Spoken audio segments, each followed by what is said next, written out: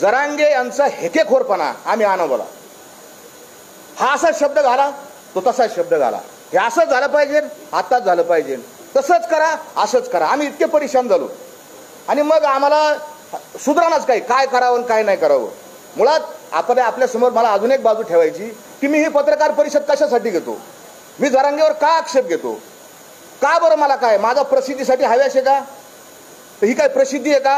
ह्याच्यामध्ये ट्रोलिंग होतं, आपल्या सगळ्यांना माहिती आहे. जर एखाद्या भूमिकेवर आपण आणि बहुमताने समाज एका बाजूला आहे आणि त्या विचारावर जर आपण खंडन केलं तर समाज त्या ठिकाणी, कारण तो भोळा समाज आहे आमचा मराठा समाज, फार मायाळू आहे, फार भोळा समाज आहे, फार गोड समाज आहे. त्याला लक्षात येत नाही, त्याला असं वाटतं महाराज असे काय बोलून राहिले बाबा. काल परवापर्यंत महाराज आणि माझं त्या मधल्या काळामध्ये तुम्ही आता कोणतरी पत्रकार बांधवांनी विचारलं की तुमचे काय फोटो आहेत का, तर मी फोटोसाठी लालची नाही, शिल्फी काढा हे करा त्यासाठी नाही, पण कामाच्या संयोगानं काही फोटो निघालेत. आणि संभाजीनगरचे विभागीय उपायुक्त हे त्यांना आणि मी त्यांना मसुदा समजून सांगण्याकरता स्टेजवर एकदा बसलो, तर त्या ठिकाणी त्यांचे स्वतःचे शब्द येतं जरांगे पाटलांचे. त्याच्यामुळं मी जरांगे पाटलाचा सहकारी नाही, त्यांच्या टीममध्ये नाही, हा आक्षेप कुणालाही करता येणार नाही. जरांगे पाटलांचा व्हिडिओ आहे, जरांगे पाटलांनी क्लिअर कट सांगितलं. मी कालही त्या एका व्हिडिओवर ऐकून दाखवलं की जरांगे पाटलांनी सांगितलं, तुम्हाला ऐकून दाखवतो मी तो व्हिडिओ असा आहे की जरांगे पाटील मला म्हणतात की महाराज आहेत या ठिकाणी, महाराज करू लागायला आहेत, महाराज साक्षीदार आहेत. हे तुम्हाला मी व्हिडिओ ऐकून दाखवतो. बरं, आता उलट काय केलं ते सांगतो. महाराज घेते, महाराज साक्षाला आहेत म्हणून, कारण ते करू लागायला सगळं त्याच्यामध्ये. परत आहे, आता उलट काय केलं ते सांगतो. महाराज घेते, महाराज साक्षाला आहेत म्हणून, कारण ते करू लागायला सगळं त्याच्यामध्ये. हे तुम्हाला व्हिडिओ मी पाठवून देतो आणि फोटो येतो मला परत येतो. बरं, आता उलट काय केलं ते सांगतो. महाराज घेते, महाराज साक्षाला आहेत म्हणून, कारण ते करू लागायला सगळं त्याच्यामध्ये. परत एकदा उगा काय केलं ते सांगतो. महाराज घेते, महाराज साक्षाला आहेत म्हणून, कारण ते करू लागायला सगळं त्याच्यामध्ये. आता तुम्हाला हा आवाज आला असेल, कारण महाराज इथं आहेत, महाराज करू लागायला आहेत, त्यांची तिकडची भाषा आहे, गावरा आमची ग्रामीण भाषा आहे, आणि महाराज साक्षीला येतं. मी जरांगेच्या प्रत्येक कृतीला साक्षीदार आहे. हे जरांगे, मनोज जरांगे यांचा आपण आता स्टेटमेंट, त्यांचा व्हिडिओ चॅनेलवर उपलब्ध आहे. म्हणजे कुणी असं म्हणणार नाही की हा माणूस कोणतरी आला आणि इथं आला आणि बसला. मग समाजामध्ये दुसरा प्रश्न असा तयार होतो, आक्षेप माझ्यावर असा येतो की हा माणूस प्रसिद्धीसाठी करतो का, तर बिलकुल नाही. आम्हाला कायम हार आमच्या गळ्यामध्ये येतं. आम्हाला तुकोबारायांनी भरपूर दिलेलं आहे, भरपूर आईवडिलांनी तुकोबारायांनी आम्हाला भरपूर दिलं. प्रसिद्धीचा हव्यास नाही, पैशाचा हव्यास नाही. माझ्या परिसरामध्ये बऱ्याच लोकांनी माझ्यावर टीका केली की हे पाकिटं घेऊन, सरकारचं पाकिट घेऊन इथं आले असतील, तर बिलकुल नाही. माझ्या परिसरात विचारा, मी कीर्तनाचे पैसे घेत नाही, उलट देतो. अजून माझ्यावर काही वेगवेगळ्या प्रकारचे आक्षेप त्या ठिकाणी त्यांनी नोंदवले, त्याचं पुढे मी निराकरण करीन. पण तुम्ही असं म्हणता की तुम्हाला आत्ताच का झालं, तुम्हाला जरांगे हेकेखोर होता हे तुम्हाला माहिती होतं, पण तुम्ही आत्ताच का बोलले. मी आत्ता बोललो नाही, मी साधारण 3 दिवसापूर्वी माझ्या मनातली जी खतखत आहे ती एका छोट्याशा यूट्यूबच्या चॅनेलवर टाकली आणि जवळपास महाराष्ट्रामध्ये कोट्यावधी लोकांनी अनेक पोर्टलवरती गेली आणि कोटी लोकांच्या पुढे ती लोकांनी पाहिली. मला हजारो फोन आले, 2 प्रकारचे फोन आले, समर्थनाचे फोन आले आणि शिव्या शाप देणारे दोन्ही फोन आले. जीव घेणारे, तुला गोळ्या घालू, तुला मारून टाकू, माजला का, असं तसं, अशा प्रकारचे फोन आले. पण मी त्याला उत्तर दिलं, माझा धर्म सत्य सांगणं हा माझा धर्म आहे. तुका म्हणे बरा सत्याचा सायास, नवनीता नास नाही पुन्हा. तुमच्या बाजूला बहुमत जरी असलं, किती लोक तुमच्या बाजूला असले आणि मी जरी एकटा असेल तरी मी सत्य सांगणार. गॅलिलिओ 500 वर्षापूर्वी एकटाच म्हणत होता पृथ्वी गोल आहे, आणि सगळं जग आणि सगळे धर्मग्रंथ म्हणत होते पृथ्वी कशी आहे, सपाट आहे. कोण खरं ठरलं, काळ याचं उत्तर देईन, बारस्कर महाराज बरोबर आहे की जरांगे बरोबर आहे. आणि सगळ्यात जास्त जसं एखाद्याचे 100 अपराध भरतात, आमच्या भगवान श्रीकृष्णाने सांगितले शिशुपालाचे 100 अपराध भरल्यावर त्याला मारलं, तसं या जरांगेचे 100 अपराध भरलेत. आणि 100वा अपराध कोणचा आहे, तर ह्या जरांगीने माझ्या जगद्गुरु तुकोबारायाचा अपमान केला आणि तो मी कधीच सहन करू शकत नाही. मी कशासाठी गेलो तिथे स्टेजवर, स्टेजवर गेलो त्या जरांगेंना म्हणलं, सगळे लोक म्हणत होते पाटील पाणी प्या, पाणी प्या, पाणी प्या, जरांगे पाटील पाणी प्या. अशा पद्धतीने घोषणा झाली होती. एक लहान लेकरू गेलं, हातात बाटली दिली, जरांगेंनी त्यांचं ऐकलं नाही. आणि शेवटी मी म्हणलं बाबा मी देहूवरून आलो, मी काय सरकार नाही, मी नेहमी या सरकारच्या विरोधात भूमिका मांडत आलेलो आहे, मी देहून आलो, आपण एक गलासभर पाणी प्या. तर जरांगे तुम्ही हे एक चॅनलनी ते सगळं व्यवस्थित दाखवलं एका याच्यात, ते नेमके दोघं कोण, जरांगेला समजून सांगणारे ते दोघे कोण. आणि मी जरांगेंना सांगितलं पाणी प्या. जरांगे विचार करतायत याच्या हातून पाणी पिऊ का नको. का विचार करतायत? कारण जरांगेंच्या लक्षात आलं मी जर याच्या हातून पाणी पिलं कॅमेऱ्यासमोर तर हा मोठा होईल, हा कोणतरी मोठा होईल. आणि हा अहंगंड, हा श्रेष्ठत्वतेचा भाव, खोट्या श्रेष्ठतेचा भाव त्याच्या मनात आला. आणि जरांगेनी मला काय म्हणले, मला काय, मी लय लहान माणूस आहे, माझा किती आम्हाला हाकलून द्या, मला माझ्या आम्हाला मान अपमान गोवे अवघे गुंडोनी ठेवावे. तुकोबर आहे ना, आम्हाला मान आणि अपमानाची काय नाही, मी तर फार शुल्लक माणूस आहे. पण हा मी याला सांगितलं अहो मी देऊन आलो, तू का म्हणे माझं धाडीले निरोपा, तू पाणी प्या, तुम्ही पाणी प्या. मला म्हणलं ते म्हणलं सांगू संतन फिरतन, मला सारं कळतं. ज्या वेळेस तो संतन फिरतन तुकाराम महाराजांचा एकेरीवर उच्चार केला, मी म्हणलं जरांगे तुझे 100 अपराध भरले, मी आता मला झोपच नाही लागली, तुम्हाला अजून मी पुढे काही आता एकदम नाही पुढे काही गौप्यस्फोट करणार आहे जरांगेची, आजच्या याच्यात नाही करणार. आणि मग मी पहिला व्हिडिओ बनवला, दुसरा व्हिडिओ बनवला, मराठ्यांना कसं बर्बाद या जरांगेने केलंय. दोन्ही व्हिडिओ एका माध्यमाने ते आपल्या एका चॅनलच्या माध्यमातूनच ते सत्य उघडकीला आलं. एका पत्रकार बांधवांनी ज्या मराठ्यांची घरं जरांगेंनी बर्बाद केली, उघड्यावर आणली, उद्ध्वस्त केली, त्यांचे मुलाखती एका चॅनलने घेतलेल्या आहेत. फक्त असं भानगड असं आहे की समाज फार लवकर विसरतो. तुकोबारांनी त्याच्यामुळे सांगितलं विसरली तया थोर झाली, आणि खूप नुकसान झालं हा जरांगे. आणि म्हणून माझा वाद सुरू झाला. दुसरा माझा आक्षेप आहे की या जरांगे का आक्षेप आहे माझा काय भाऊबंद नाही, माझं काय नुकसान केलेलं नाही, तरी काही नाही. आक्षेप का की याला शेजारी खुसमस करे लोक लागतील, हांजे करणारे लोक लागतील. जरांगे मला इकडं पूर्व दिशा, ती इकडंच पूर्व दिशा, असे लोक लागतील. आणि आमच्या कीर्तनकारांनी याच्यात कळस केला. कीर्तन हे परिवर्तनाचं साधन आहे, कीर्ती मानवाची गाऊ नये असे तुकोबारांनी सांगितलं. आणि आमचे लाळ खोटे कीर्तनकार, लाज वाटायला पाहिजे असे कीर्तनकार त्या अंतरावली सराटीत जातात आणि तिथं जाऊन म्हणतात आता देहू आळंदीला जायची गरज नाही, अंतरावली सराटी हेच आपलं देहू आणि हीच आपली आळंदी, इठल इठल. अरे ही पद्धत आहे. एका महाराजांनी अभंग घेतला कीर्तनासाठी, ह्याची दान दे गा देवा तुझा विसर न व्हावा. या जरांगेच्या आंदोलनासाठी त्या कीर्तनकारांनी, नालायक कीर्तनकारांनी तुकोबाराचा अभंगच बदलून टाकला. ह्याची दान दे गा देवा आणि मराठ्याला आरक्षण मिळावा. अरे आरक्षण मिळवण्यासाठी आम्ही जेलमध्ये गेलो, आंदोलन केलेत, याचिका केल्यात, पैसे घातलेत. 2006 पासून आम्ही भांडत होत. पण आम्ही कधीच असं नाही म्हणलं की तुकोबारायांच्या अभंगात आम्ही कधी बदल केलेला नाही. तुकोबारायांचा अभंग जसं बायबलमध्ये बदल करता येत नाही, कुराण साहेब मध्ये बदल करता येत नाही, गीतेत बदल करता येत नाही, तसा ह्या महाराजांना गीतेमध्ये बदल करण्याचा, गाथेमध्ये बदल करण्याचा काय अधिकार? हा आक्षेप असे एक एक खूप तुमच्या जगाचे अहंकार किती आहे.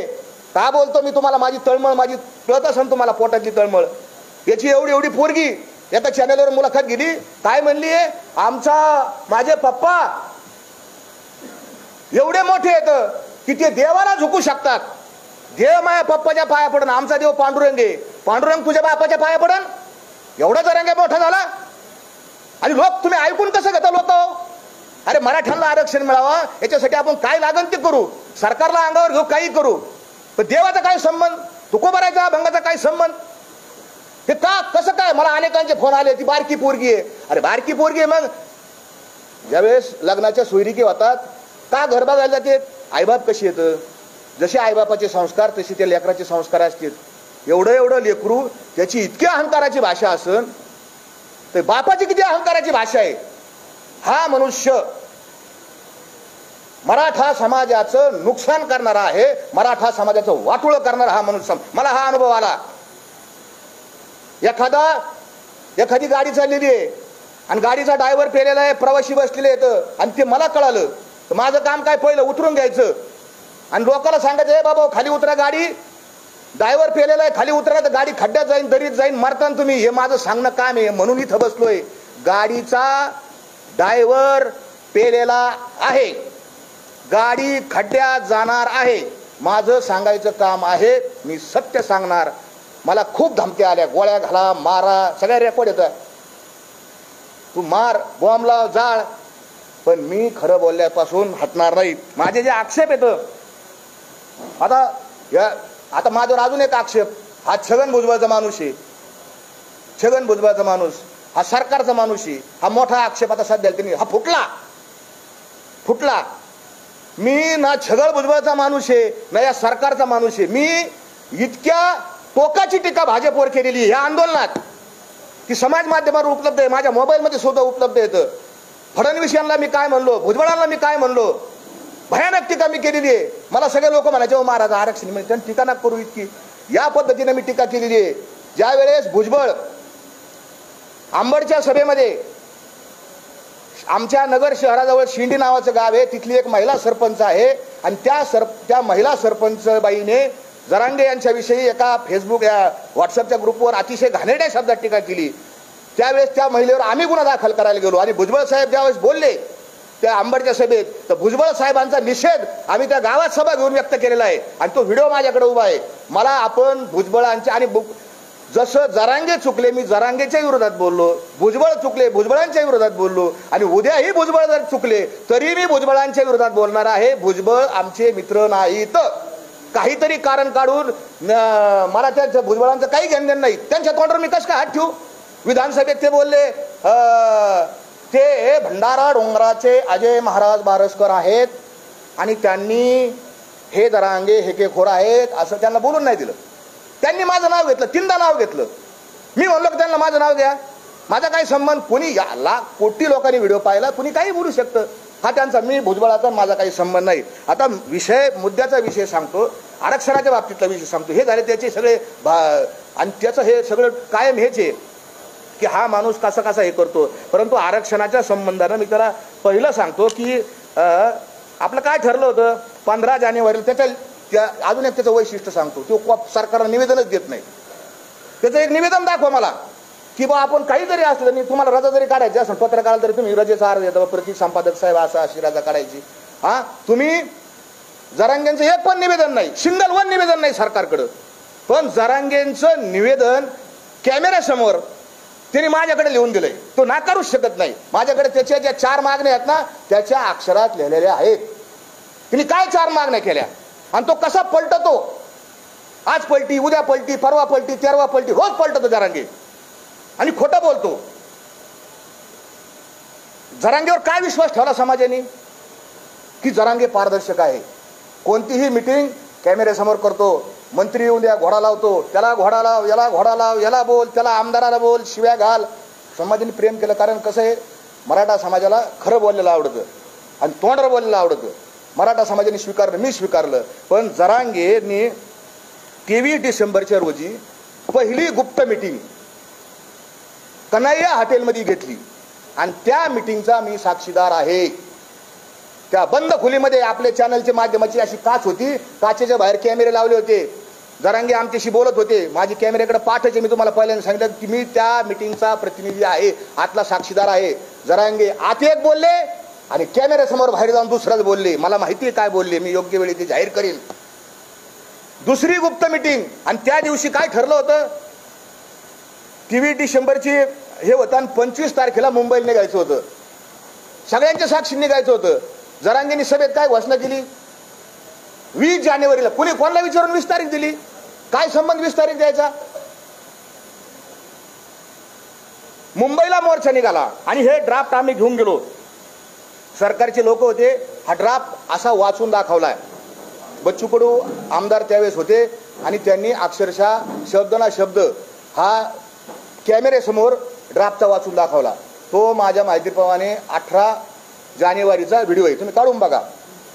आणि मग तोच ड्राफ्ट पुढे गेल्यानंतर वाशीला काना मात्रा व्याकल्यांची उकार न करता स्वीकारला.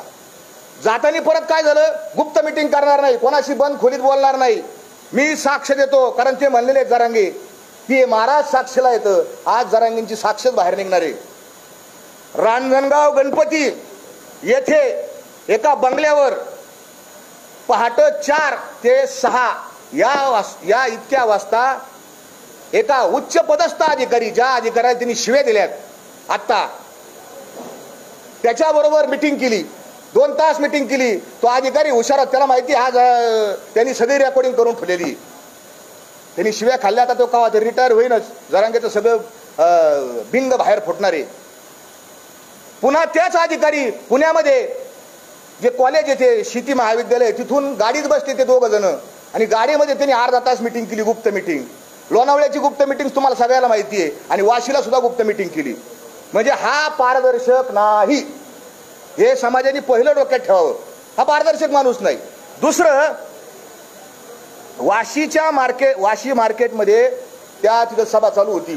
कंटेनर आणला होता आणि त्या कंटेनरच्या वर सभा चालू होती. माझी विनंती आहे, लाईव्ह दाखवा लोकांना. त्यांचं लाईव्ह दाखवतात, आम्हाला बी थोडेफार काहीतरी आहे, आम्ही एवढं महत्वाचं सांगतोय. हा, तर त्या कंटेनरच्या वर जरांगे उभे होते, तिथं स्पीकरचा प्रॉब्लेम झाला.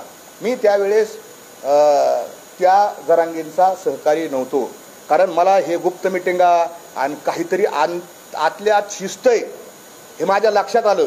मग आम्ही एक आंदोलक म्हणून मी सहभागी होतो. एक आंदोलक माझ्याकडे आंदोलक म्हणून सहभागी झाले, ते सगळे फोटो वगैरे आहेत. आणि त्या वाशीच्या मार्केटमध्ये मी आंदोलकावानी खाली बसलो तिथं आणि जरांगे पाटील भाषणाला उठले. कुठल्याही परिस्थितीत आरक्षण घेतल्याशिवाय माघारी जायचं नाही.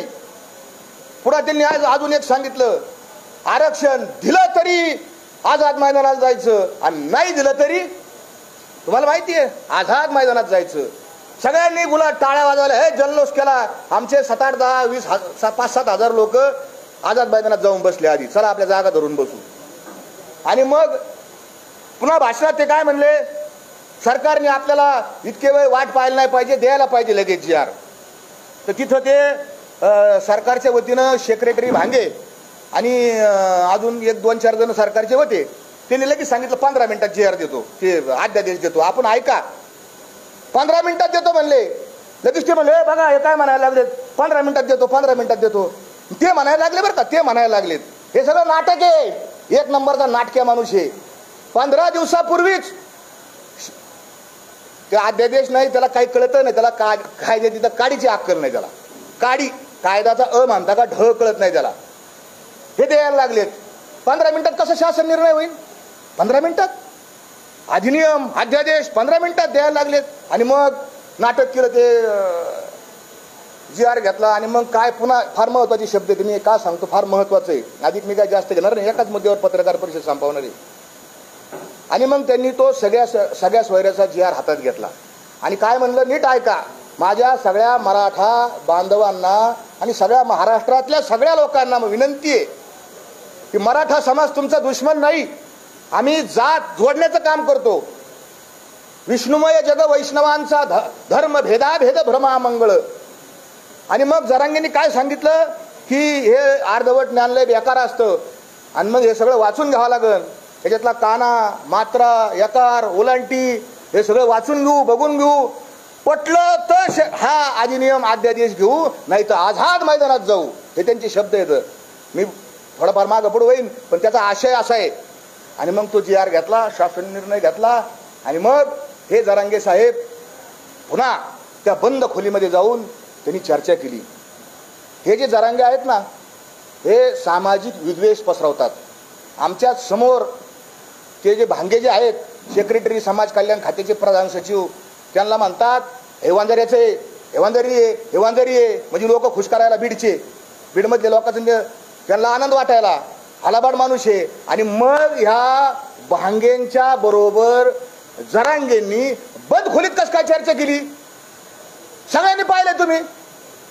सुमंत भांगे जे आहेत त्यांच्या बरोबर आधी लोकात एक बोलायचं आणि आतमध्ये गेल्यानंतर यांच्या संग काय चर्चा केली.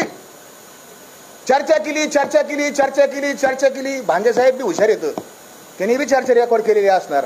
सरकारला माझी विनंती, जर ती आता काय 1-2 महिने रिटायर व्हायला तर मागा त्यांना ती रेकॉर्डिंग काय चर्चा केलेली आहे. कारण प्रत्येक मिनिट्स तयार करताना त्यांना रेकॉर्डिंग लागतात. हुशार आहेत ते अधिकारी, उगतच नाही एवढ्या मोठ्या पदावर जाऊन बसले. आणि मग पहाटे 3 वाजता यांचं काय झालं. आणि मग आणि पुन्हा काय म्हणले त्या भाषणामध्ये, बघा मी अभ्यासक बोलावणार, मी वकील बोलावणार, मी या सगळ्यांना बोलावणार आणि मी सगळं कण कण वाचू काढणार. मराठा समाजाची कुठल्याही प्रकारे फसवणूक होता कामा नये. माझा मायबाप समाज, हे सगळे भुलवण्याचे शब्द येतं. माझा मायबाप समाज आणि लेकर बाळ. अरे मी बी मराठा समाजाचा आहे, मलाही बोलता येतं, मलाही ऍक्टिंग करता येते. अरे आम्ही कीर्तनकार म्हणजे तुम्ही म्हणले ना, हसवायला हसू रडवायला रडव काही करतं. हा एक नंबरचा कलाकार आहे, याला ऑस्कर पुरस्कार द्यायला पाहिजे, इतका कलाकार आहे हो. हा, या जरांगेनी तिथं काय सांगितलं, माझे वकील बोलावणार, वकील आणा. कोणचे वकील आले? जरांगे जाहीर कर, त्या वाशीच्या बंद खोलीमध्ये कोणचे वकील होते, कोणचे अभ्यासक होते, काय तुम्ही चर्चा केली, काय कायद्याचा खल पाडला, काय किस पाडला? करू शकत नाही, करू शकत नाही महाराज. आणि ते झाल्यानंतर 3 वाजता मंत्री केसरकर आणि ते दुसरे एक मंत्री कोणते तरी ते लोढा, त्यांच्या हाताने 3 वाजता त्याची मिटिंग का वाजतात बघा, 3 वाजता 2 वाजता. तवर आता कॅमेऱ्यावर यायला बी काहीतरी झोपा बिपा असतात ना, तवर तरी बी थांबले होते काही काही लोक. 3 वाजता यांनी मिटिंग घेतली आणि सांगितलं आता आपलं आंदोलन संपलं. तरी बी डबल गेम, तरी बी मी विचार करीन आझाद मैदानात जायचं का नाही. त्याच्या आतली तुम्हाला गेम सांगतो, मला समाजाला सत्य सांगायचंय. हा काय नेमका काय ब्लॅकमेल करत होता. अध्यादेश मान्य झाला, मान्य झाला अध्यादेशाला. अध्यादेशाने काना मात्र वाचला आणि अध्यादेशामध्ये 16 फेब्रुवारीची तारीख आहे. हा अध्यादेश 16, आपण वाचा, मराठा समाजाला माझे हात जोडून पाया पडून कळकळीची विनंती आहे. 16 तारखेचा त्याच्यात लिहिलेलं आहे. हा अध्यादेश 16 तारीख 16 फेब्रुवारी त्या दिवशी किंवा त्यानंतर अंमलात येईल असं लिहिलेलं आहे, क्लिअर कट लिहिलेलं आहे. आणि मग यांनी दुसरी अंधारातून एक मागणी लावली, मी माग जातो. आता अध्यादेश घेतला, विजय झाला, फटाकडे वाजले, लोकांना आनंद झाला, आरक्षण मिळालं, आरक्षण मिळालं. पण आता गुलाल घ्यायला आझाद मैदानावर जायचा हळूच मानला होता. आणि हे कशासाठी? सरकारवर दबाव. काय याला साध्य करायचं होतं? याला एकच गोष्ट साध्य करायला होती की मुख्यमंत्री एकनाथ शिंदे यांनी इथं यावा आणि मला गलासभर पाणी पाजावा. याच्यासाठी त्याचा सगळा अट्टहास चालू होता, यासाठी केला होता अट्टहास. जरांगे, हे सगळे पुरावे माझ्याकडे येतो, सगळे पुरावे माझे. तुझी ही जी चाललेली सगळी खटपट आहे, तुझी चालली ही फक्त श्रेयवादा करताय, स्वतःला मोठं म्हणून घेण्याकरताय. असंख्य पुरावे देऊ शकतो. आरक्षण आरक्षण कोण मागतो? तुम्ही सगळे समजदार माणसे. आरक्षण कोण मागतं? गरीब लोक आरक्षण मागत आहेत. हा, जेसीबीतून फुलं मागणारे लोक कुठून आले? जेसीबीचे फुलं. अरे एवढा हार, काय 50-50 मीटरचे हार कोण देतं पैसे? समाजाच्या. आम्हाला कळत नाही का? एक कार्यक्रम घ्यायचा तर सप्ताह करायचा, तर आमचे नाकी 9 येतात सप्ताह करायला. आमचा जरांगेवर हा आक्षेप आहे. तुम्ही तुमचं पारदर्शकपणाचा नियम मोडला. तुम्ही पारदर्शकपणा करणार होते. तुम्ही नेहमी मानता मी समाजाला विचारल्याशिवाय काही करीत नाही, समाज माझा मायबाप आहे. हा, मी कायद्याचा अभ्यासक आहे, मी वाचतो, मी पाहतो, तपासून घेतो असं म्हणतो. मग माझा दुसरा सवाल त्यांना असा आहे की तुम्ही 10 तारखेला, आता 10 फेब्रुवारी जे उपोषणाला बसले, आता जे उपोषण चालू आहे, हे उपोषण करण्याकरता तुम्ही समाजाची मिटिंग घेतली का? आज जशी पुढचं ध्येय धोरण ठरवण्यासाठी समाज गोळा केलाय, आला नाही समाज, थोडे लोक आलेत. कुटीत समाज अंतरावली, कुटीत समाज आला होता अंतरावलीमध्ये त्या 14 तारखेच्या सभेला. लोक यायला 10 वाजताचा फोटो आहे माझ्याकडे असे बी व्हिडिओ येते याचे. तुम्हाला काय लाज आहे का नाही? 50 लोक गोळा करताय ना, तुम्हाला कसं काय उपोषण करू मी? हे जरांगेचे व्हिडिओ, ऑडिओ रेकॉर्डिंग, व्हिडिओ नाही ऑडिओ रेकॉर्डिंग त्याचे आहेत. जरांगे, माझा दुसरा प्रश्न आहे, मी बोलणारच नाही त्याला. जरांगे पाटील म्हणणार नाही, मला मारून टाका. त्याला मारायचं ना, अरे काही काला मारलेलं याच्या आधी खरं बोलले म्हणून काय मला मारलं का? पण मी खरंच बोलणार. जरांगेला जरांग्या हे मी नाही म्हणत. ज्याचं घर उद्ध्वस्त केलं, वामन वाळेकर, परशुराम खुने, रवी पाटील आणि अजून एक जण आहे, या 4 जणांचं घर बर्बादीने केलं. त्याच्या या दोघांच्या वडिलांचे व्हिडिओ येतं. जरांगे भैकितो, जरांगे फशितो, हे व्हिडिओ समाज माध्यमावर उपलब्ध आहेत. एका शेतकरी रडतोय, तो जरांगेवानी खोटा रडत नाही. तो वामन, तुम्ही नीट पहा व्हिडिओ. त्या वामनराव वाळेकरांच्या डोळ्यात जे अश्रू आलेले आहेत ते दुःखाचे अश्रू येतं. आणि याचे अश्रू मगरीचे अश्रू येतं, नक्राश्रू ज्याला म्हणतात आमच्याकडं. आणि या जरांग्यांनी मराठ्यांची घरं उद्ध्वस्त केली. दुसरा आक्षेप माझा, अनेक आक्षेप घेण्यासारखे येतं, कितीतरी याला अक्कल नाही, नाही तर हा नाटकं तरी करतो. अजून एक सांगतो तुम्हाला, आपण सगळे चॅनेलवाले येतं, आपल्याला TRP लागती, याला हा लय हुशार आहे त्याच्यात. आपल्याकडं अटेन्शन कसं होईल, लक्ष कसं विधून घेता येईल याला पक्क माहिती आहे. त्याला एका हिंदी चॅनेलच्या एका पत्रकाराने प्रश्न विचारला मुंबईला जायच्या आधी, जरांगे पाटील आप मुंबई को कौन से रस्ते से जा रहे? त्याचं काय उत्तर, हम डांबरी डांबरी से जा रहे. अरे तुला एवढी तरी अक्कल आहे का रे?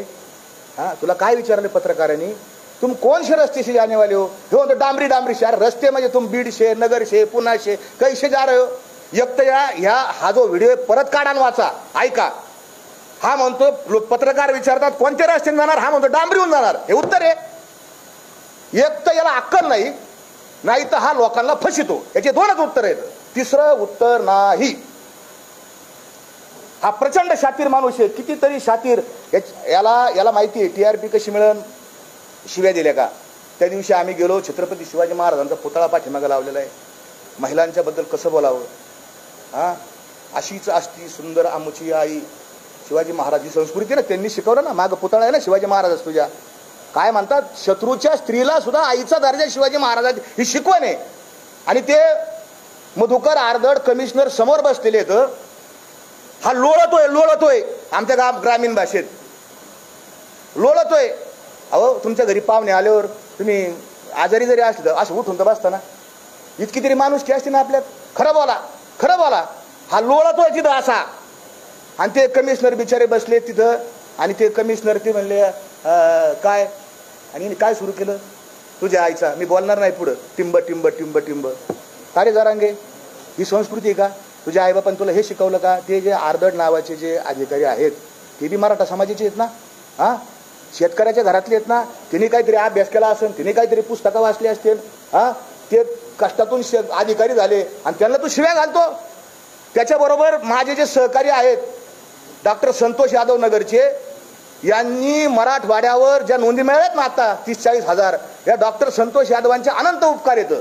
गावगाव फिरून या माणसाने एसटीने हिंडला, मोटरसायकलीवर हिंडला, बीडमध्ये, लातूरमध्ये, उदगीरमध्ये, नांदेडमध्ये, त्या सगळ्या संभाजीनगरमध्ये, वैजापूरमध्ये हा माणूस मोटरसायकलीने हिंडला.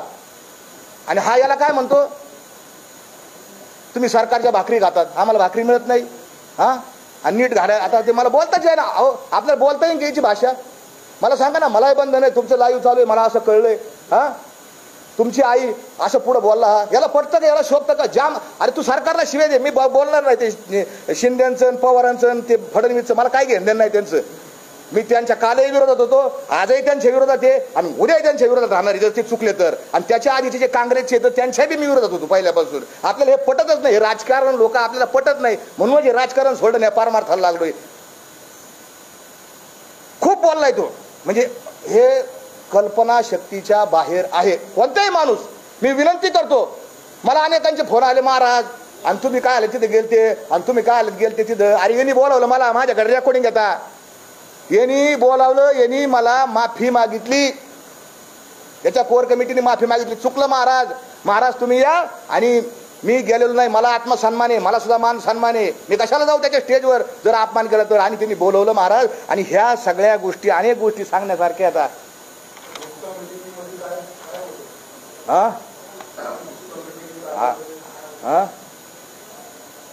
गुप्त मिटिंगमध्ये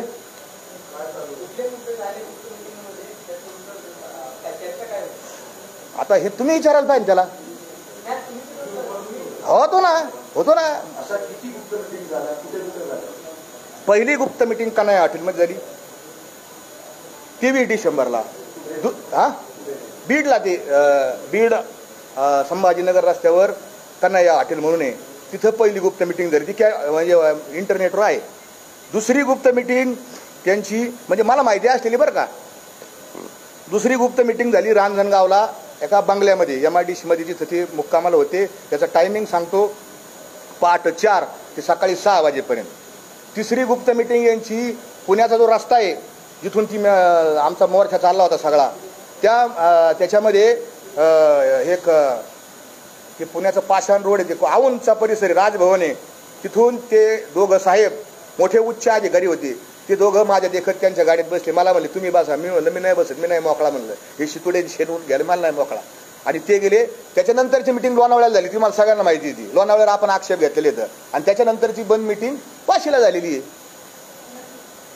बोला तुम्हीच विचारा, मी आता जमलोय सांगू याचं.